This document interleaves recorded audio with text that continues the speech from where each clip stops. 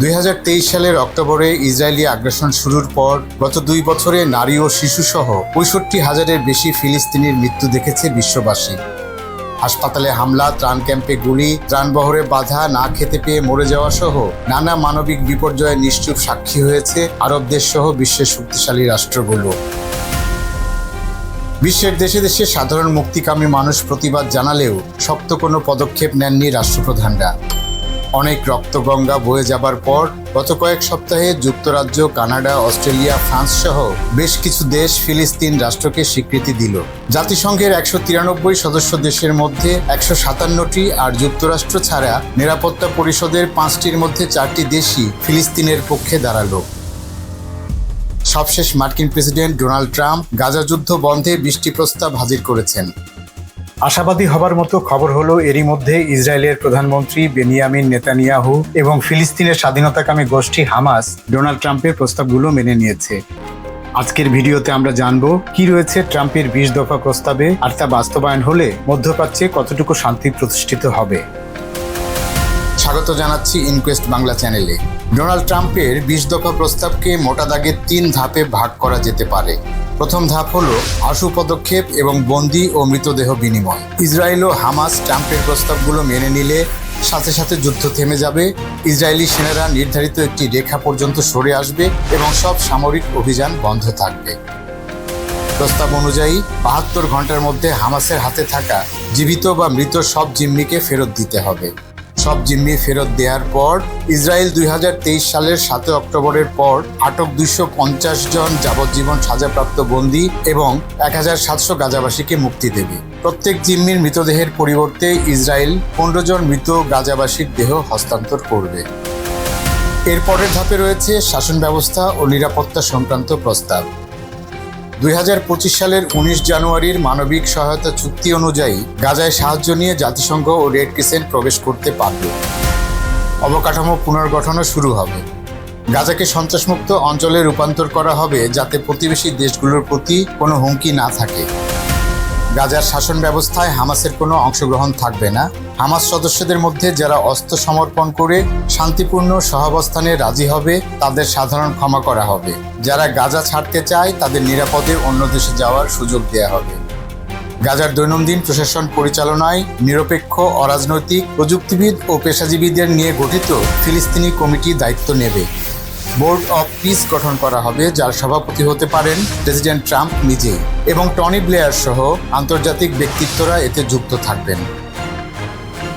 যুক্তরাষ্ট্র আরব ও আন্তর্জাতিক সহযোগীদের সঙ্গে মিলে ইন্টারন্যাশনাল স্ট্যাবিলাইজেশন ফোর্স ISF নামের একটি অস্থায়ী বাহিনী পাঠাবে, যারা গাজার অভ্যন্তরীণ নিরাপত্তা নিশ্চিত করবে। ইসরায়েল গাজা দখল করবে না, বরং ধাপে ধাপে ইসরায়েলি সেনারা ISF-এর কাছে পুরো এলাকা হস্তান্তর করবে। ট্রাম্পের প্রস্তাবের তৃতীয় ধাপে রয়েছে গাজা পুনর্গঠন ও ভবিষ্যৎ পরিকল্পনা। প্রস্তাব অনুযায়ী বিশেষজ্ঞদের নিয়ে একটি অর্থনৈতিক উন্নয়ন পরিকল্পনা ঘোষণা করবেন ট্রাম্প। গাজায় একটি বিশেষ অর্থনৈতিক অঞ্চল গড়ে তোলা হবে, যেখানে শুল্ক ও প্রবেশাধিকারে বিশেষ সুবিধা থাকবে। কাউকে জোর করে গাজা থেকে সরানো হবে না। যারা যেতে চাইবেন তারা যেতে পারবেন এবং পরে চাইলে ফিরেও আসতে পারবেন। ভবিষ্যতে ফিলিস্তিনিদের আত্মনিয়ন্ত্রণ ও রাষ্ট্র প্রতিষ্ঠার দাবির জন্য একটি কার্যকর রাজনৈতিক পথ খোলা থাকবে। যুক্তরাষ্ট্র ইসরায়েল ও ফিলিস্তিনিদের মধ্যে আলোচনার আয়োজন করবে, যাতে শান্তিপূর্ণ সহাবস্থান এবং সমৃদ্ধ ভবিষ্যতের রাজনৈতিক ভিত্তি তৈরি হয়। মোটা দাগে এই হচ্ছে প্রেসিডেন্ট ডোনাল্ড ট্রাম্পের 20 দফার সারসংক্ষেপ। এখন শান্তি প্রস্তাব মেনে নেওয়ার জন্য ট্রাম্পের দেওয়া ডেডলাইনের একেবারে শেষ সময়ে এসে হামাস তা আংশিকভাবে মেনে নিয়েছে। প্রস্তাব অনুযায়ী সকল জিম্মি এবং ইসরায়েলি নাগরিকদের মৃতদেহ ফিরিয়ে দেবে তারা। তবে প্রাথমিকভাবে জানা যায়নি অস্ত্র সমর্পণ ও যুদ্ধোত্তর গাজার প্রশাসনে অংশগ্রহণের ব্যাপারে তারা কি ভাবছে। হামাসের এই সিদ্ধান্তের পর ট্রাম্প ইসরায়েলকে বলেছেন মধ্যপ্রাচ্যে অভিযান বন্ধ করতে। নেতানিয়াহু সেনাবাহিনীকে অভিযান না চালানোর নির্দেশ দিয়েছেন। এমন অবস্থায় পরিস্থিতি ভালোর দিকেই যাচ্ছে বলে মনে করছেন বিশ্লেষকরা। তবে নেতানিয়াহু ট্রাম্পের পরিকল্পনাকে সমর্থন করলেও তিনি কোনো ফিলিস্তিনি রাষ্ট্র গঠনের পক্ষে নয়। তাই শেষ পর্যন্ত এই পরিকল্পনা কিভাবে বাস্তবায়িত হবে তা এখনো সবার কাছে পরিষ্কার নয়।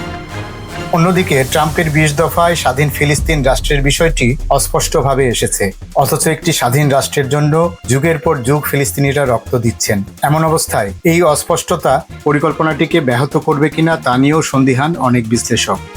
গণমাধ্যমে এসেছে ট্রাম্পের প্রস্তাবের নেপথ্যে আছেন সাবেক ব্রিটিশ প্রধানমন্ত্রী টনি ব্লেয়ার। তার Tony Blair institute for global change TBI Israeli ব্যবসায়ী ও বিজিসির সঙ্গে মিলে গাজা ইকোনমিক ব্লুপ্রিন্ট তৈরি করেছে। টনি ব্লেয়ারকে বোর্ড অফ পিস বা শান্তি কমিটির সাথে যুক্ত করার প্রস্তাব দিয়েছেন খোদ প্রেসিডেন্ট ট্রাম্প। ব্লেয়ারকে বলা হয় ইরাক যুদ্ধের স্থপতি। চিলকট প্রতিবেদনে উঠে এসেছে তার কারণে লাখ লাখ জীবন ধ্বংস হয়েছে ইরাকে। ফলে এই কমিটিতে থাকার তার নৈতিক অধিকার আছে কিনা প্রশ্ন উঠেছে তা নিয়েও। অস্পষ্টতা আছে ইন্টারন্যাশনাল স্ট্যাবিলাইজেশন ফোর্স আইএসএফ গঠন নিয়েও। কাদের দিয়ে এই রক্ষী বাহিনী গঠন করা হবে, প্রকৃতপক্ষে তাদের ভূমিকা কী হবে তাও স্পষ্ট নয়। সব মিলিয়ে বিশ্ববাসী যেভাবে ফিলিস্তিনের পক্ষে দাঁড়িয়েছেন এবং বিশ্ব নেতারা যেভাবে হামাসের সিদ্ধান্তকে স্বাগত জানাচ্ছেন, তাতে আপাতত পরিস্থিতি ইতিবাচক বলেই মনে হচ্ছে। তবে সত্যিকারের স্বাধীন ফিলিস্তিন রাষ্ট্র গঠন এখনো অনেক দূর, একথা স্পষ্টভাবেই বলা যায়। ডোনাল্ড ট্রাম্পের প্রস্তাব নিয়ে আপনার কি মত কমেন্ট করে জানান। আর এরকম তথ্যবহুল ভিডিও পেতে সাবস্ক্রাইব করুন ইনকোয়েস্ট বাংলা চ্যানেলটি।